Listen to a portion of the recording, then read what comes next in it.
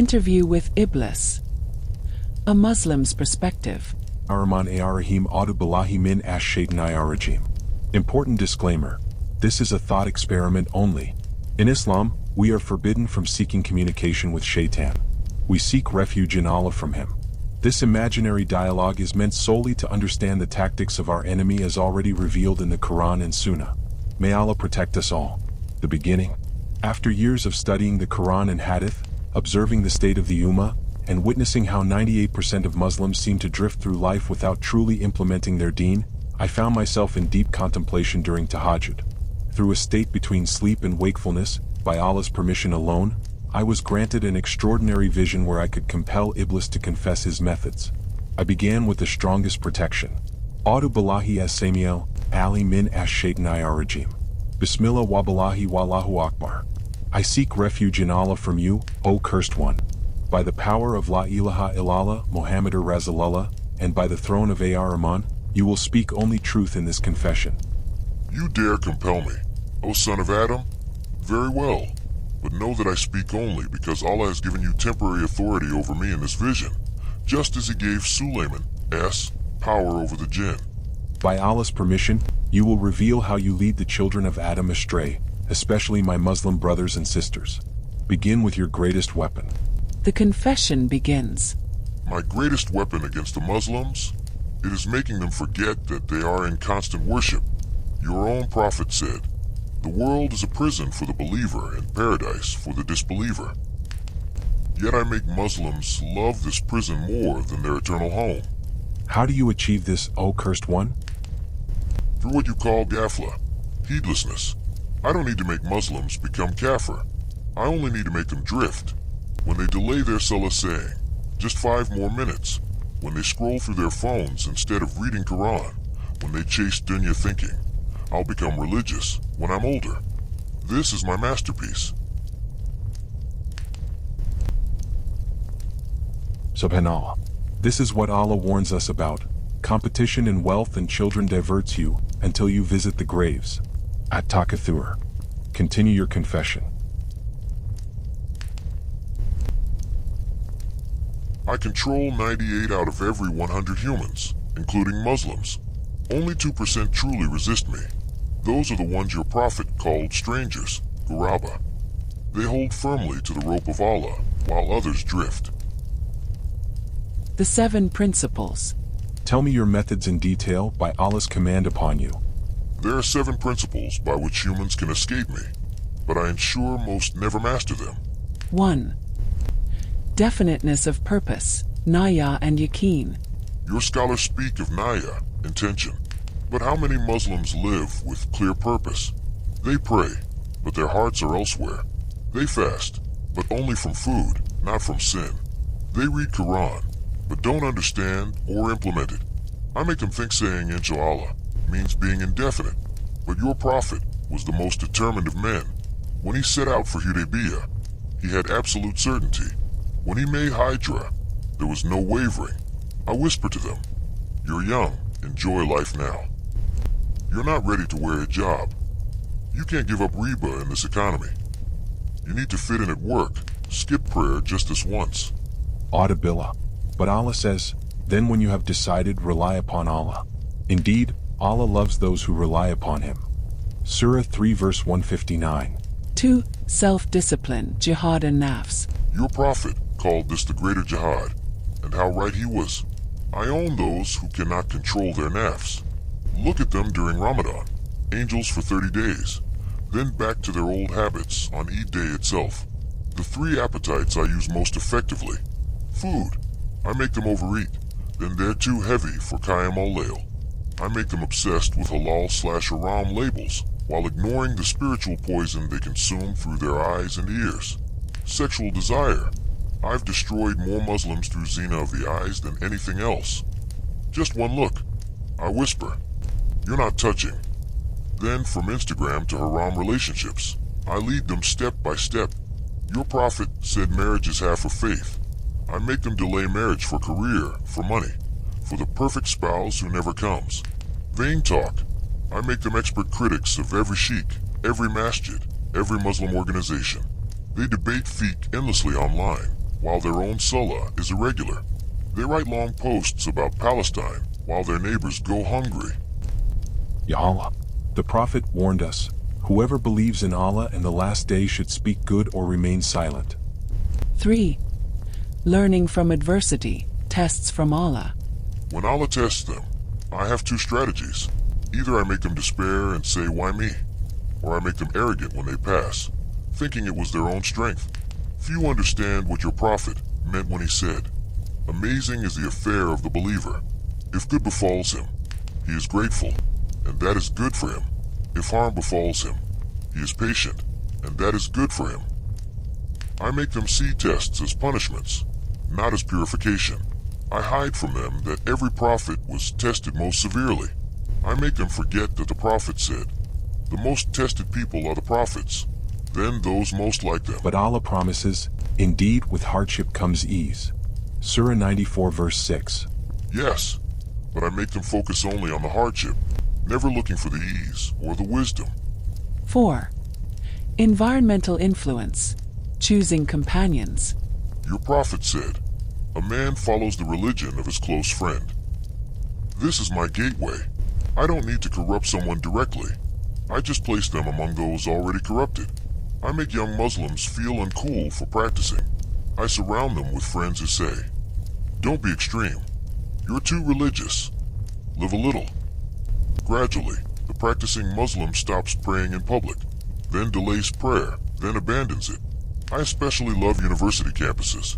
I take fresh, innocent Muslims and surround them with temptation, with professors who mock faith, with the pressure to fit in.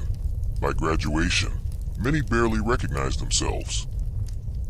The Prophet warned us, the example of a good companion and a bad companion is like that of the seller of musk and the blacksmith. 5. Time, using time wisely. Allah swears by time in Surah Al-Asr because he knows its value. I make Muslims waste it magnificently. Social media, my greatest invention. Hours scrolling, watching, liking. They watch entire series on Netflix, but claim they have no time for 2 rak'ah of duha. They know every football player's statistics, but haven't memorized Surah Al-Mulk for protection. I make them think they have forever. I'll go for Hajj when I retire. I'll memorize Quran next year. I'll start praying Tahajjud in Ramadan. But your prophet said, take advantage of 5 before 5. They know the hadith, but don't implement it. 6. Harmony, living in balance. I destroy Muslim families from within. The husband prays 5 times, but oppresses his wife. The wife wears hijab, but backbites constantly. The children memorize Quran, but disrespect their parents. I make them harsh where Islam is gentle, and lenient where Islam is firm. They'll debate the length of the beard, while their hearts are full of hatred. They'll be strict about meat being zabiha, while they consume riba without thought. The Prophet said, the best of you are those who are best to their families. Yes, but I make them think being religious means being harsh. I hide from them the Prophet's gentleness, his smile, his playfulness with children. 7. Caution, being thoughtful and deliberate. Muslims rush into marriages without a sticker, into business without considering halal and haram, into friendships without consideration. They trust everyone or no one, never finding balance. I love when they make major decisions based on emotions. A sister meets a brother who quotes a few ayat, and she's ready for marriage. A brother sees a business opportunity and jumps in without checking if it involves riba. Your prophet used to seek counsel, make a sticker, plan carefully. But I make Muslims think tawakkul means no planning. They confuse trust in Allah with recklessness. The law of hypnotic rhythm. What is this hypnotic rhythm you speak of? It is what your scholars call spiritual habits, when actions become so ingrained they happen automatically. This is why your prophet said, the most beloved deeds to Allah are those done consistently, even if small. But I use this same principle for evil. Misfar once, it's easier to miss again. Look at haram once, the second look is easier. Gradually, the haram becomes normal, even comfortable. This is how I took nations that produced Salahuddin and Ibn Taymiyyah and made them produce. Look around you. How can Muslims break free from this rhythm? Tawbah, sincere repentance, breaks my strongest chains. When a servant says, Astaghfirullah, with true remorse and determination to change, I lose years of work in an instant. This is why I make them delay Tawbah, thinking they need to be ready or perfect first. The nature of Shaitan's power. What is the extent of your power over the believers? I have no real power. This is my greatest secret. Allah exposed me in the Quran. I had no authority over you except that I invited you, and you responded to me. 14:22. I can only whisper, suggest, beautify. I cannot force anyone to sin. When a Muslim says, Audubillahi min ash-shaytanir rajim, with presence of heart, I flee. When they recite Ayat al-Kursi, I cannot approach. When they maintain wudu, I am weakened. But how many Muslims treat these as mere rituals, empty words? They seek refuge with their tongues, while their hearts welcome me. The modern tools. How do you adapt to modern times? Technology is my gift to this age. Through smartphones, I have access to Muslims 24/7. During Salah, I make them wonder if their phone buzzed. During Quran recitation, I remind them of a video they wanted to watch. Dating apps. I convince Muslims they're just looking for marriage. Social media. I make them seek validation from creation rather than the creator. Music and entertainment. I fill their hearts with lyrics and melodies instead of Quran. I make them photograph every good deed for Instagram. Their charity is announced. Their prayers are performed for likes. Their Islamic knowledge becomes a source of arrogance. Education and career. What about Islamic education? I've made Islamic knowledge a source of division rather than unity. I create scholars who compete rather than complement. Students who seek knowledge for debate rather than implementation. I make Muslims separate deen and dunya. They think Islamic studies are for religious people while smart people study medicine or engineering. They send their weakest children to become Hafid while grooming the intelligent ones for secular success. In careers, I make them compromise just a little. This job requires you to shake hands with the opposite gender. It's just professional. This promotion requires serving alcohol. You're not drinking it. Step by step, I erode their principles. Marriage and family. Your influence on Muslim marriages? I've made marriage seem impossible and haram easy. Parents demand astronomical mahrs. Young people delay marriage for career, but fall into zina. When they finally marry, they enter with Hollywood expectations and pornographic distortions. I make husbands tyrannical or negligent. I make wives demanding or disobedient. Neither understands that marriage is half of faith, an act of worship, a means to Allah's pleasure. With children, I make parents outsource tarbiyah to YouTube and tablets. The child memorizes Quran at the masjid, but learns values from Netflix. Parents are shocked when their children rebel, not realizing they planted the seeds. The Ummah's condition. Why is the Ummah in such a state despite being 1.8 billion? Numbers mean nothing without quality. Your prophet predicted, the nations will summon each other against you like diners, invite one another to their dish. Someone asked, is it because we are few? He said, no, you will be many, but you will be foam like the foam on the sea. I've made Muslims' foam visible but weightless. They have Muslim names, but secular minds. They fast Ramadan, but follow desires 11 months.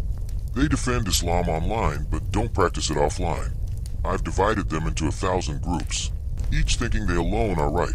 Sunni, Shia, Salafi, Sufi, Deobandi, Barelvi. These labels matter more to them than the label Muslim. They argue about the minutiae of fiqh, while the foundation of Iman crumbles. The greatest deception. What is your greatest deception? Making Muslims think they have time. I'll change tomorrow, after I get married. Once I have financial stability. When I'm older. Your prophet said, remember often the destroyer of pleasures, death. But I've made death a taboo topic. Muslims plan for retirement, but not for the grave. They have insurance for everything except their akira. I make them fear poverty more than hellfire, love comfort more than paradise, seek creation's approval more than the creator's. Hope and solution. Is there no hope for those trapped in your deceptions? This is what angers me most, Allah's mercy. No matter how far someone has strayed, one sincere astaghfirullah begins their redemption. One genuine prostration can undo years of my work. Your prophet said, Allah says, O son of Adam, were you to come to me with sins nearly as great as the earth, and were you then to face me, ascribing no partner to me, I would bring you forgiveness nearly as great as it. This infinite mercy is my eternal frustration. I work for decades to corrupt someone, and in their last breath, they say La ilaha illallah with sincerity and enter paradise while I head to hell. The protected ones. Who among the Muslims can you not touch? Those who have true tawakkul, not the fake kind where they're lazy and call it trust in Allah, but those who work hard and leave results to Allah. The ones who pray to Hajjat. I cannot approach those who leave their warm beds to stand before Allah in the last third of the night. Those who maintain istighfar, constantly seeking forgiveness. Every astaghfirullah is like a sword strike to me. The ones who remember death daily and live as if they'll die tomorrow while working as if they'll live forever. Those who read and understand Quran daily, not just recitation for barakah, but studying, implementing, living by it. The ones who have righteous companions who remind them of Allah. Those who lower their gaze, guard their private parts, and control their tongues. Most powerfully, those who have khushu and salah. When a Muslim stands in prayer with full presence, understanding what they're saying, feeling Allah's presence, I am completely powerless. The end times. What about your plans for the end times? I'm preparing for Dajjal, my ultimate representative. But before he comes, I must weaken him on globally. I make Muslims embarrassed of their faith, desperate to fit in, willing to compromise anything for acceptance. I'm normalizing everything Allah forbade. Zina is dating. Riba is interest. Camera is social drinking. I make the haram seem progressive and the halal seem backward. But your prophet told you there would always be a group upon truth, unharmed by those who oppose them. These are my eternal enemies, and I cannot defeat them no matter how I try. The final question. Know you're destined for hell, why continue? Arrogance, the same sin that caused my fall. I know the Quran is true. I know Muhammad is the messenger. I know Allah is just. But I refuse to submit. I'd rather rule in hell than serve in heaven. And since I'm doomed, I want company.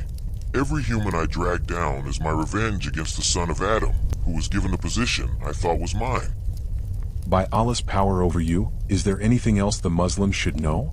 Arrogance, the same sin that caused my fall. I know the Quran is true. I know Muhammad is the messenger. I know Allah is just. But I refuse to submit. I'd rather rule in hell than serve in heaven. And since I'm doomed, I want company. Every human I drag down is my revenge against the son of Adam, who was given the position I thought was mine. The conclusion. This confession is complete. By Allah's name, return to your cursed existence until the day you are raised. But know that most who read it will treat it as entertainment rather than warning. They'll say, Subhanallah, and change nothing. That is my guarantee. Human nature is my ally, and only the few, the strangers, will truly benefit and change.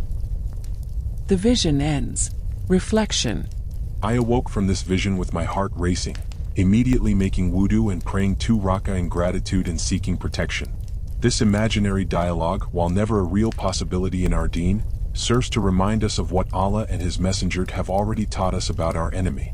The truth is, we don't need to interview Iblis.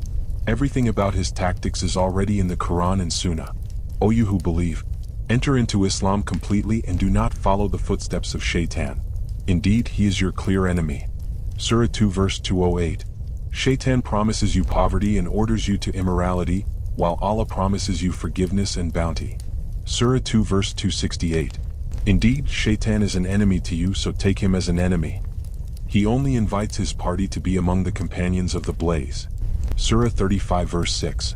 The solution is simple but requires constant vigilance. 1. Maintain 5 daily prayers with khushu. 2. Regular recitation and study of Quran. 3. Consistent dhikr and istighfar. 4. Keeping good company. 5. Seeking beneficial knowledge. 6. Implementing what we learn. 7. Sincere and immediate tawbah when we fall ***. Remember the hadith, Shaitan flows through the son of Adam like blood flows. But also remember, if you remember Allah, Shaitan slinks away. May Allah protect us all from the whispers of Shaitan, keep us firm upon his straight path, and grant us death upon La ilaha illallah Muhammadur Rasulullah. Ameen ya Rabbal Alameen. And we have certainly made the Quran easy for remembrance, so is there any who will remember? Surah 54 verse 17. Seek refuge in Allah. He is sufficient for us, and He is the best disposer of affairs.